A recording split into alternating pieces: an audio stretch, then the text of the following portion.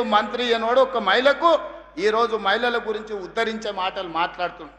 ఒక్కసారి ఆలోచన చేసి ఇట్లా మాట్లాడేటోళ్ళకు ఒకటే మందు, రొట్టెలు చేసినప్పుడు సలాకి ఎర్రగాల్చి వాతలు పెడితే ఇట్లాంటి తప్పుడు మాటలు తక్కువ మాట్లాడతారు. అందుకే మిత్రులారా, మహిళల తర్వాత నిరుద్యోగ యువకులు విద్యార్థులు ఈ రాష్ట్రాన్ని ముందుకు నడిపిస్తున్నారు. ప్రభుత్వ ఉద్యోగాలలో ఆనాడు తెలంగాణ ఉద్యమమే ఉద్యోగాల కోసం. మరి ఆ ఉద్యోగాలు ఇవ్వకుండా ఇంటి నిండా వాళ్ళు ఉద్యోగాలు తీసుకున్నారు. ఆయన ముఖ్యమంత్రి అయిండు, అల్లుడు మంత్రి అయిండు, కొడుకు మంత్రి అయిండు, బిడ్డ ఎంపైంది, సటకుని కొడుకు ఎంపైండు, చుట్టాలోళ్ళు బొచ్చడు మంత్రులైన కోట్ల రూపాయలు 100 కోట్లు సంపాదించుకోరు. మన పిల్లలకు మాత్రం నౌకరు ఇయ్యలే. బిడ్డను ఓడిస్తే మళ్ళీ ఇచ్చిండు, చుట్టాన్ని ఓడిస్తే మళ్ళీ ఇచ్చిండు. మనకు మాత్రం నోటిఫికేషన్లు ఇచ్చిండు, ప్రశ్నపత్రాలు అమ్ముకున్నాడు. పిల్లలకు మాత్రం నౌకర్లు ఇయ్యలే. నేను వచ్చిన మొదటి సంవత్సరంలోనే లెక్క గట్టి 70,000 పైగా ప్రభుత్వ ఉద్యోగ నియామకాలు చేపట్టినాం. మా దామాన్ని ఇప్పుడే చెప్పిండు, 17-16,000 మంది మెడికల్ అండ్ హెల్త్లో ఇస్తే 10,000 మంది నర్సులను అంటే ఆడపిల్లలకు ఉద్యోగాలు ఇచ్చినామని ఇంతకుముందే మా దామాన్న చెప్పిండు. 70,176 ప్రభుత్వ ఉద్యోగాలు తెలంగాణ రాష్ట్రంలో ఇప్పటికీ నియామకాలు చేపట్టినాం. ఇప్పుడు దాదాపుగా ఇంకొక 10,000 ఉద్యోగాలకు ఈరోజు నోటిఫికేషన్లు ఇచ్చినాం.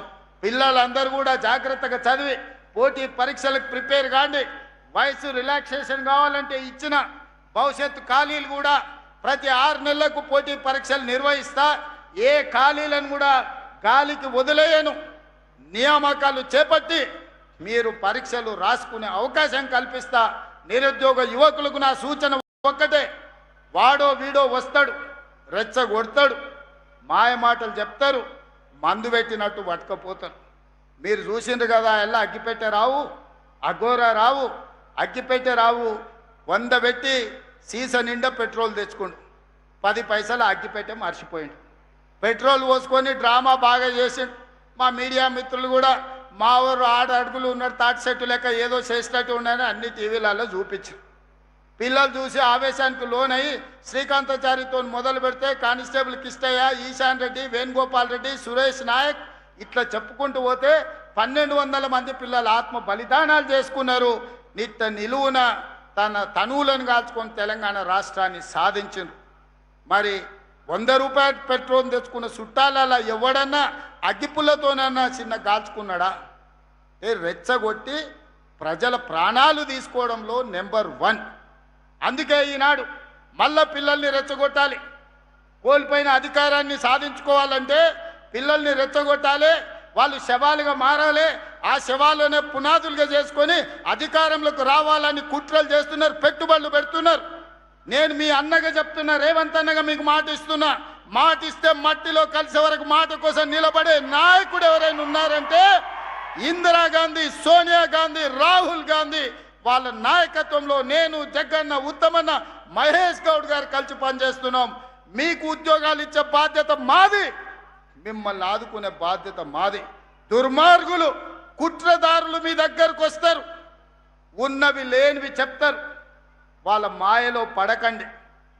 వాళ్ళు మాయగాళ్ళు, మాయ లేడీ లాంటి వాళ్ళు. మనల్ని మభ్యపెట్టి మన ప్రాణాలను అధికారం కోసం వాడుకోవాలని చూస్తున్నారు. కానీ రేవంత్ రెడ్డి లావుల తొండలు ఇడిచి పెడదాం తర్వాత. కానీ ఊరి తీయాల్సింది రాహుల్ గాంధీ అని హౌలగాన్ని. ఈ హౌలగాన్ని మన మీద రుద్దినా ఆ హౌలగాన్ని ఉరి తీయాలి. ఇక్కడ వరంగల్కి వచ్చి అబద్ధాలు ఆడి రైతులను 70 లక్షల మంది రైతులను మోసం చేసిండు రాహుల్ గాంధీ. ఒక హౌలగాన్ని ఉరి తీయాలి నడి బజార్లా. ఇదే రాహుల్ గాంధీ హైదరాబాద్లో అశోక్ నగర్కి పోయిండు. అక్కడ పోయి డైలాగులు కొట్టిండు. ఏమన్నాడు? కేసీఆర్, కేటీఆర్ ఇద్దరు ఉద్యోగాలు ఊడగొట్టుండ్రి, మీకు మొదటి సంవత్సరంలోనే 2 లక్షల ఉద్యోగాలు ఇస్తా అని అక్కడ ఉండే తమ్ముళ్లను, చెల్లెలను రెచ్చగొట్టిండు. పాపం ఆ తమ్ముళ్ళు, చెల్లెలు నమ్మిండ్రు. నమ్మి పాపం తాండాలు ఉన్నోళ్ళు తాండాలకు వచ్చిండ్రు, వాళ్ళ ఇళ్లకు, ఊర్లు ఉన్నోళ్ళు ఊళ్ళలోకి వచ్చిండ్రు, పట్టణంలో ఉన్నోళ్ళు పట్టణంలో పోయినరు. వాళ్ళ అమ్మ, అయ్య, తల్లి, తండ్రి, అవ్వ, తాత కాళ్ళు పట్టుకున్నారు. అగో మాకు ఉద్యోగాలు రావాలంటే మీరు కాంగ్రెస్ ఓటేయండ్రి, రాహుల్ గాంధీ చెప్తుండు అని చెప్పి వాళ్ళు నమ్మి వాళ్ళ ఇంటి వాళ్ళతో కూడా నమ్మించి ఓట్లు వేయించి పాలకుర్తి కాన్స్టిట్యున్సీలా ఏం అభివృద్ధి తక్కువ చేసిండు దయాకర్ రావు గారు. పాలకుర్తి లాంటి కాన్స్టిట్యున్సీలో కూడా 7 సార్లు గెలిచిన కాన్స్టిట్యున్సీలో కూడా ఈ దొంగ మాటలతో 2 లక్షల ఉద్యోగాలను నమ్మించి ఆ పిల్లగాళ్ళని రెచ్చగొట్టి ఇదే రాహుల్ గాంధీ అనే హౌలాగాడు అశోక్ నగర్కి వచ్చి ఆ రోజు వాగ్దానం చేస్తే ఆ పిల్లలు కూడా నమ్మి మోసపోయి ఈరోజు ఓట్లేసి బాధపడతా ఉన్నారు. ఎవరిని తీయాలి ఊరి మరి? 2 లక్షల ఉద్యోగాలని చెప్పి మోసం చేసిన రాహుల్ గాంధీని ఉరి తీయద్దా? 420 హామీలు ఇచ్చారు. మా ఆడబిడ్డలకు చెప్పిండ్రు అత్తలకు 4,000 ఇస్తాం, అత్తలకు 4,000, కోడళ్ళకి ఎంత ఇస్తామన్నారు? 2,500. మరి సిగ్గున్నదా వీళ్ళకు? ఇవ్వాలన్నట్టు 2,500 ఎక్కడో వీక్నాయి. ఇప్పుడు ఏమంటుండే తెలుసా రేవంత్ రెడ్డి కొత్తగా? 1 కోటి మంది ఆడోళ్ళని కోటీశ్వర్లు ఎత్తారట. 2,500 ఏ శాతం అయితే లేదు కానీ 1 కోటి మంది మహిళలను కోటీశ్వర్లు ఎత్తారట. చెప్పిండ్రు ఎన్ని అబద్ధాలు చెప్పిండ్రు, చెప్పి ఏ రకంగా ప్రజలను మోసం చేసిండ్రు ఒక్కసారి యాద్ చేసుకోండి. ఇలా సిగ్గులేని మాటలు, తెల్లారు లేస్తే పనికి మాలిన రోత కూతలు తప్ప ఒక్క మంచి పని 2 ఏళ్లలో జరిగిందా ఆలోచన చేయండి. జనగామ జిల్లా అంటేనే ఇలా నేను మొత్తం పరీక్ష పట్టి చూసుకుంటూ వచ్చిన పెంబర్తి కాడికి వెళ్ళి ఇక్కడి దాకా చూస్తూ ఉంటే ఎరువుల దుకాన్లు ఎన్ని ఉన్నాయి, ఎంతమంది రైతులు రోడ్ల మీద ఉన్నారు, ఎంతమంది ఎట్లున్నారని చెప్పి లెక్క పెట్టుకుంటూ వచ్చిన. ఆగ్రోస్ దుకాణాలు ఎక్కడెక్కడ ఉన్నాయి, ఫర్టిలైజర్ దుకాణాలు ఏడాడున్నాయి చూసుకుంటూ వచ్చిన. నిజంగా పరిస్థితి రైతులది ఎక్కడికెళ్ళి ఎక్కడ పోయింది ఆలోచన చేయండి. వ్యక్తిగత కక్షలతోని ఈర్ష్యలతోని కేసులు పెట్టించుడు, ఆస్తుల మీద ఇళ్ల మీద దాడులు చేసుడు, గివి చేస్తే ఊకోవడానికి మేమేం మామూలుగా లేము. మీరు ఇస్నూరు వారసులు, నిజాం వారసులు అయితే మేము అవిలమ్మ వారసులం, మేము బిఎన్ వారసులం, మేము ధర్మభిక్షం వారసులం, మేము రామరెడ్డి వారసులం, మేము ఆరుటి కమలమ్మ వారసులం. ఇంకేదో శాశ్వతం మా అధికారం అని అనుకొని మేము రాజులమని అనుకుంటే చాలా చిన్నది మిమ్మల్ని తీసి అవతల పడేయడం అనేది. అవి బంద్ చేయండి. మీకు అధికారం ఇచ్చింది ఏందో కేసీఆర్ని పొందబెడతాం, బీఆర్ఎస్ని పొందబెడతాం. ప్రజలు మీకు అధికారం ఇచ్చింది పని చేయమని, మీ మాటలు నమ్మి, మీ 420 మాటలు నమ్మి ప్రజలు మీకు అధికారం ఇచ్చింది. గాదాన్ని దృష్టి పెట్టండి, గాదాన్ని శ్రద్ధ పెట్టండి. గద అమలు చేస్తే నిజమైన ప్రజలు మమ్మల్ని తిరస్కరిస్తారు. మీకు దమ్ముంటే గద అమలు చేయండి. కానీ మమ్మల్ని ఎందుకు కొడతాం, జైల్లో పెడతాం, దాంతో ముంద పెడతాం, ఈ పిచ్చి ప్రగల్భాలు బంద్ చేయాలి. ఈ పిచ్చి ప్రగల్భాలు మనం ఏం చేయలేము. వీళ్ళ అయ్యాలి వీళ్ళ భాషలను చూసి వచ్చిన వాళ్ళం కదా. మేము ఉద్యమం చేస్తున్న నాడు ఒకడు రాజశేఖర రెడ్డి బూట్లు నాకుతున్నాడు, ఒకటి చంద్రబాబు బూట్లు నాకుతున్నాడు. వీళ్ళు మా గురించి మాట్లాడతారు. అప్పుడప్పుడు నేను గుంపు మేస్త్రిని అని చెప్పుకుంటాడు ఈయన.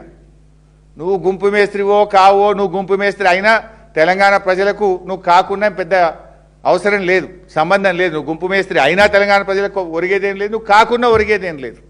కానీ భయమల్లా తెలంగాణను ముంచే ముంపు మేస్త్రి కావద్దు. నువ్వు గది మాత్రం కాకుంటే చాలు మాకు. నువ్వు గుంపు మేస్త్రి అయినా కాకుండా మాకేం ఫరకపడేది లేదు. కానీ తెలంగాణను ముంచే ముంపు మేస్త్రి కావద్దని మేము ముఖ్యమంత్రిని బయట కూర్చుండబెట్టుడు నాకు అర్థమే కాలే. తెలంగాణ ఇంజనీర్లను బయట పెట్టుడు అంత సీక్రెట్ ఏముందంటే ఏదో నువ్వు తప్పు పని చేస్తున్నావు కనుకనే నీళ్ల మంత్రిని తెలంగాణ ఇంజనీర్లను బయట కూర్చోబెట్టినావు. ఎప్పుడైనా మీటింగ్ ఎప్పుడు జరుగుతుంది? మినిట్స్ రాస్తారు మీటింగ్కు. ఇంత పెద్ద హై లెవెల్ మీటింగ్ జరిగినప్పుడు కేంద్ర జలవనరుల శాఖ మంత్రి, 3 ముఖ్యమంత్రులు కూర్చొని మాట్లాడుకున్నప్పుడు ఆ మినిట్స్ ఆఫ్ ద మీటింగ్ ఏందో బయట పెట్టండి.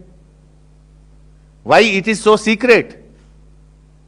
ఇప్పుడు నువ్వేమంటున్నావు? మొత్తం మా భవిష్యత్ అంతా సిఆర్ పాటిల్ చేతిలో పెట్టినా అంటున్నావు. మరి ఆ సిఆర్ పాటిల్ ఎవరి చేతులు ఉన్నాడు? రేపు సిఆర్ పాటిల్ తప్పుడు నిర్ణయం తీసుకుంటే దానికి ఎవరు బాధ్యత వహించాలి? మీ 3 కలిసి మాట్లాడుకున్న మినిట్స్ ఏందో ఈ రాష్ట్ర ప్రజల ముందు పెట్టాలి. Because we are the stakeholders. తెలంగాణలో ఉండే ప్రతి రైతుకు తెలుసుకునే హక్కు ఉంటుంది. తెలంగాణలో పుట్టి పెరిగిన ప్రతి పౌరుడు, తెలంగాణలో నివసించే ప్రతి పౌరుడికి తెలుసుకునే హక్కు ఉంటుంది. ఎందుకంటే పొద్దుగాలేస్తే మంచినీళ్ళు తాగాలి కదా. పొద్దుగాలేస్తే మంచినీళ్ళు కావాలన్నా, వ్యవసాయం చేయాలంటే సాగునీరు కావాలన్నా, పరిశ్రమలకు నీరు కావాలన్నా కృష్ణా గోదావరిని జలాలే కదా. అక్కడ మన హక్కులు కోల్పోతే రేపు శాశ్వతంగా తెలంగాణ నష్టపోతుంది కదా. KCR is the history of Telangana కదా. కేసీఆర్ ఇస్ డెఫినెట్లీ వైపౌట్ చేయలేని, తుడిచివేయలేని ఎమోషన్ కదా తెలంగాణకు. కేసీఆర్ తెలంగాణకు ఉన్న బంధం అది కదా. ఎక్కడెప్పుడు దిక్కు దివాణం లేనప్పుడు నా పదవులు, నా రాజకీయ భవిష్యత్ అంతా నేను పనంగా పెట్టి తెలంగాణ కోసం ఎంత కష్టపడనో తెలంగాణ ప్రజలకు తెలుసు. నా గుండెల్లో తెలంగాణ ఉంటుంది, తెలంగాణ ప్రజల గుండెల్లో కేసీఆర్ ఉంటాడు. గెలుపోవడం పక్కకు పెడితే KCR is definitely emotion of Telangana. 100% ఆ బాండేజ్ కేసీఆర్కి ఉంటుంది. కేసీఆర్ని అడిగిన గిలి పడేస్తాం, తుడిచి పడేస్తాం అని ఎవడని అనుకుంటే వాడు పిచ్చోడేతాడు తప్ప కేసీఆర్ కానీ తెలంగాణ ప్రజలు కానీ. నేను కూడా రైతు రుణమాఫీ ప్రకటించిన. ఒకే విడతగా చేద్దామని చెప్పి నేను చేయని ప్రయత్నం ఎక్కని కొండలేదు మొక్కని బండలేదు. దట్ ఈస్ ఇంపాసిబుల్, జరిగే పని కాదు. అందుకే అరచేతిలో వైకుంఠం చూపించి మిమ్మల్ని మోసగిచ్చారని ప్రజలకు చెప్పిన ప్రజలు కూడా అదే నమ్ముతున్నారు. అది అయ్యే పని కాదు. ఎందుకంటే ఇప్పుడు ఈయన రైతు భరోసా వేయాలి, నెక్స్ట్ ఏయన్నా 4 విడతల డిఏ ఇప్పుడు విడుదల చేయాలి, 51% ఫిట్మెంట్ ఉద్యోగస్తులు అడుగుతున్నారు, అవి ఇవ్వాలి, మళ్ళీ 40,000 కోట్ల రుణమాఫీ ఇవ్వాలి. ఎక్కడికి వెళ్ళి చేస్తారండి? ఎవరిని మోసపుస్తాడు ఈయన? అంత వట్టిదే, ఫాల్సు. అది జరిగే పని కాదు. ఆ కార్పొరేషన్ బట్టిదే, అంత బట్టిదే, ఏది కూడా జరిగే పని కాదు. గవర్నమెంట్లో ఎవ్రీడే మనీ జనరేట్ అవుతుంది, ఎవ్రీడే మనీ బయటికి పోతుంది. అట్లా విడుదల వారికి జరుగుతుంది తప్ప రూపాయి రాక రూపాయి పోక అని ఉంటుంది తప్ప గవర్నమెంట్ దగ్గర అట్లా సూట్ కేసులలో డబ్బులు ఉండేయండి. ఈయన చెప్పేదంతా భ్రమ. ఆయన భ్రమలో ఉండి ప్రజలను కూడా భ్రమింపజేసేటువంటి ఒక ప్రయత్నం చేస్తూ ఉన్నాడు. ఆయన సఫలీకృతం కాడు. కేసీఆర్ గారు నిన్న ముఖ్యమంత్రి రేవంత్ రెడ్డి గారు మాట్లాడుతూ ఒక మాట అన్నారు సార్. ఆయన చేతుల మైకుందే బాబు. కేసీఆర్ గారు తెలంగాణ రాష్ట్రం ఏర్పడక ముందు అనేక మంది ఉద్యమకారులను మేధావులను కలుపుకుపోయిన కేసీఆర్ అధికారంలో ఉన్న 10 సంవత్సరాలు తెలంగాణ ఉద్యమకారులను పక్కకు పెట్టిండు. జర్నలిస్టులకు కూడా ఎలాంటి న్యాయం చేయలేదు. కాబట్టి మొన్న అధికారం కోల్పోయాడు. ఇప్పుడు కారు షెడ్డుకు పోయింది, అది బయటికి రాదు. కాబట్టి ఇప్పుడు పార్లమెంట్ ఎన్నికల్లో బీఆర్ఎస్కు ఓటు వేయాల్సిన పని లేదని చెప్పి కాంగ్రెస్ చెప్తా ఉంది. ఓకే, మరి చాలా సంతోషం. షెడ్లో ఉన్నది కదా కారు, ఎంత బలంగా వస్తుందో దాని తాటికి రేవంత్ రెడ్డి ఎక్కడ కొట్టుకపోతాడో మీరు నేను ఇద్దరు